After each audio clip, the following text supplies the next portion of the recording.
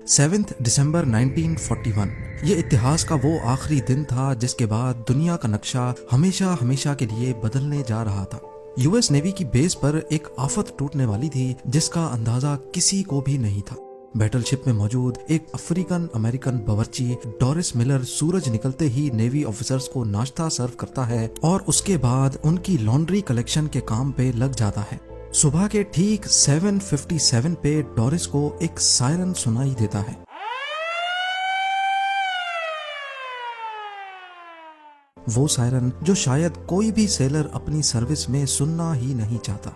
वो फौरन बाहर निकलता है और ये देखकर हैरत ज़दा रह जाता है कि पूरा आसमान जापानीज बॉम्बर एयरक्राफ्ट से भरा हुआ है। पलक झपकते ही पूरी नेवल बेस पे तो जैसे कोई कयामत टूट पड़ी हो, क्योंकि जापानीज एयरक्राफ्ट्स ने चुन चुन कर अमेरिकन शिप्स को तबाह करना शुरू कर दिया। ये हमला यूएस की पर्ल हार्बर बेस पे किया गया था और आज हम जानेंगे कि जापान ने अमेरिका जैसे मुल्क पर हमला करने की इतनी बड़ी हिम्मत क्यों की थी। डोरिस मिलर नामी एक बावर्ची को अमेरिका का सबसे बड़ा अवार्ड क्यों दिया गया और अमेरिका ने जापान पर न्यूक्लियर हमला क्यों किया था। ज़ेम टीवी की वीडियोस में एक बार फिर से खुशामदीद। नाजरीन, हमारी इस इंटरेस्टिंग कहानी की शुरुआत 1941 में होती है जब वर्ल्ड वॉर 2 में अमेरिका ने चाइना को बचाने के लिए अपना सब कुछ दांव पर लगा दिया था। जी हाँ, वही चाइना जिसके खिलाफ आज 2023 में अमेरिका खुलकर बात करता है। हुआ कुछ यूं था कि वर्ल्ड वॉर 2 को स्टार्ट हुए 3 साल गुजर चुके थे, जिसमें एक साइड पे जर्मनी और इटली थे जबकि दूसरी साइड पे ब्रिटेन, नीदरलैंड्स और फ्रांस थे।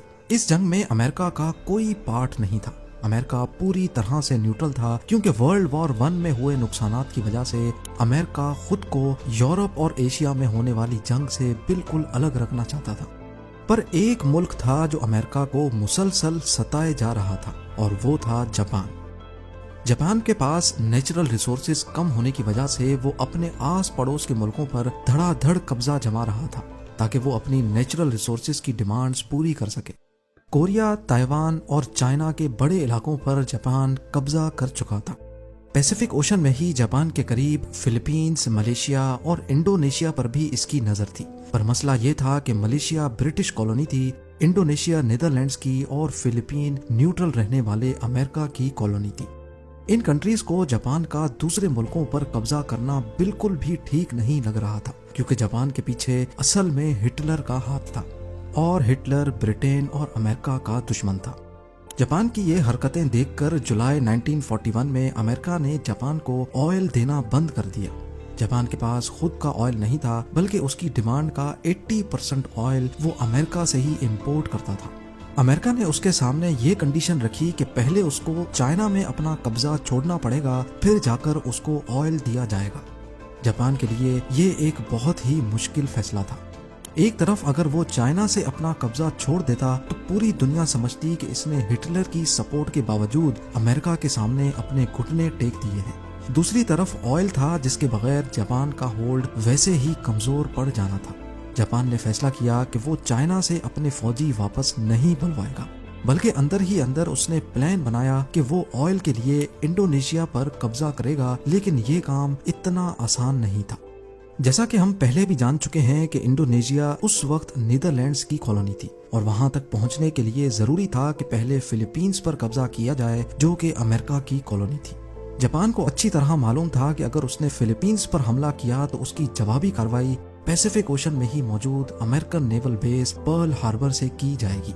लेकिन क्योंकि जापान के पास अब ऑयल रिजर्व्स तेजी से खत्म होते जा रहे थे और उनके पास हमला करने के सिवा और कोई ऑप्शन नहीं बचा था, फिलीपींस पर नहीं बल्कि पर्ल हार्बर पर। जी हाँ, जापानीज मिलिट्री लीडर ने फैसला किया कि वो अमेरिका की पर्ल हार्बर बेस पे एक सरप्राइज अटैक करके पूरी बेस को ही उड़ा डालेंगे ताकि उसके बाद जापान आसानी से फिलीपींस पे कब्जा कर सके।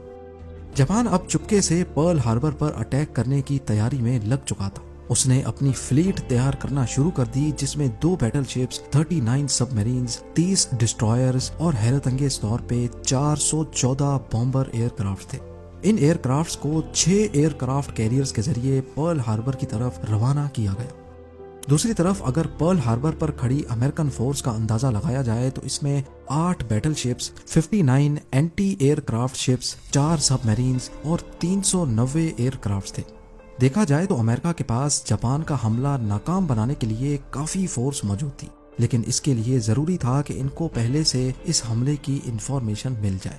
पर जापान ये अटैक हर तरह से सीक्रेट रखना चाहता था, इसीलिए जापानीज कमांडर ने फैसला किया कि हमले से पहले वो किसी किस्म की भी वायरलेस कम्युनिकेशन से दूर रहेंगे। जापान से निकलने वाली फोर्स करीब 8000 किलोमीटर का फासला तय करके अब पर्ल हार्बर से सिर्फ 370 किलोमीटर दूर थी, और यही वो पॉइंट था जहां से एयरक्राफ्ट्स को हमला करने के लिए टेक ऑफ करवाया गया। ये वर्ल्ड वॉर 2 का सबसे बड़ा हमला होने वाला था, जिसमें अमेरिका अभी तक शामिल ही नहीं था। 7 दिसंबर 1941 की सुबह को 7:57 पे 350 जापानीज एयरक्राफ्ट्स ने पर्ल हार्बर पे 2 अलग अलग ग्रुप्स में धावा बोल दी। अमेरिकन जो इस हमले से बिल्कुल लाइल्म थे, उन पर तो जैसे कयामत ही टूट पड़ी थी। जापानीज एयरक्राफ्ट्स के पहले ग्रुप ने गोलों की बारिश कर दी थी। 45 मिनट्स तक ये पर्ल हार्बर पर हमला करते रहे और फिर वापस चले गए। पहले तो यूं लगा शायद हमला खत्म हो चुका है, लेकिन 10 मिनटों बाद बॉम्बर एयरक्राफ्ट्स का दूसरा ग्रुप आया और बची कुची नेवल बेस को भी गोले बरसा कर तबाह कर दिया। पूरे 1 घंटे और 15 मिनटों तक ये हमला जारी रहा, जिसमें जापान का पलड़ा हर तरह से भारी था। अमेरिका की 20 वेसल्स, 8 बैटलशिप्स और 300 से भी ज्यादा प्लेन्स को खड़े खड़े तबाह कर दिया गया था। जमीन को आग और आसमान को काले धुएं के बादलों ने छुपा दिया था। इसी दौरान अमेरिका की एक बैटलशिप में अफ्रीकन अमेरिकन बावर्ची डोरिस मिलर भी था, जिसका जिक्र हमने वीडियो की स्टार्टिंग में किया था। लॉन्ड्री कलेक्शन के दौरान डोरिस को एक सायरन सुनाई दिया।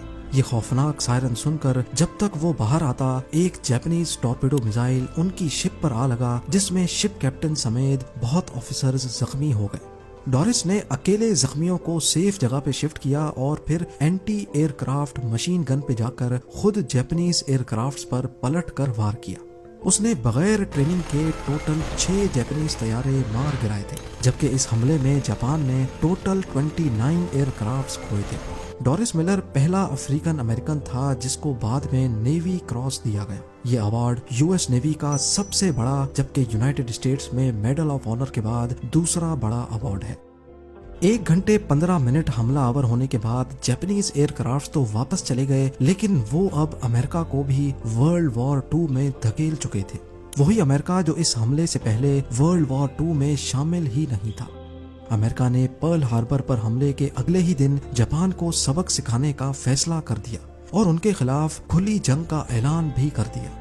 अगले 3 महीनों तक अमेरिका अपनी नेवल बेस को वापस रीस्टोर करने में लगा रहा। खुशकिस्मती से कई शिप्स शैलो वाटर में डूबी थीं जो रिपेयर के काबिल भी थीं। 4 महीनों के बाद अमेरिका ने जापान पर वैसे ही हमला किया जैसे उन्होंने पर्ल हार्बर पे किया था। जी हाँ, अप्रैल 1942 में अमेरिका ने जापान के कैपिटल टोक्यो पर बमों की बरसात कर दी। ये अमेरिका का वर्ल्ड वॉर 2 में किया जाने वाला पहला हमला तो था, लेकिन इसके बाद अमेरिका ने बस नहीं की। अगले 4 सालों तक जापान और अमेरिका की शदीद लड़ाई चलती रही, जिसमें अब अमेरिका का पलड़ा भारी था। जापान इस जंग में बहुत कमजोर हो चुका था, लेकिन वो किसी सूरत हार नहीं मान रहा था। अमेरिकन के सामने सरेंडर नहीं कर रहा था। आखिरकार अगस्त 1945 में अमेरिका ने जापान के खिलाफ अपना आखिरी कार्ड इस्तेमाल कर ही डाला। 6 अगस्त 1945 को सुबह के 8 बजे जापान के हिरोशिमा शहर के ऊपर एक Boeing B-29 super fortress aircraft देखा गया। इस जहाज ने 4400 केजी वजनी लिटिल बॉय नामी बॉम्ब हिरोशिमा के ऊपर गिरा डाला। एग्जैक्टली 43 सेकंड्स के बाद एक जोरदार धमाका हुआ और सब कुछ वाइट हो गया। उसके बाद एक फायरबॉल जमीन से आसमान की तरफ गया, जिसने जमीन का टेम्परेचर 5000 डिग्री सेल्सियस तक पहुंचा दिया।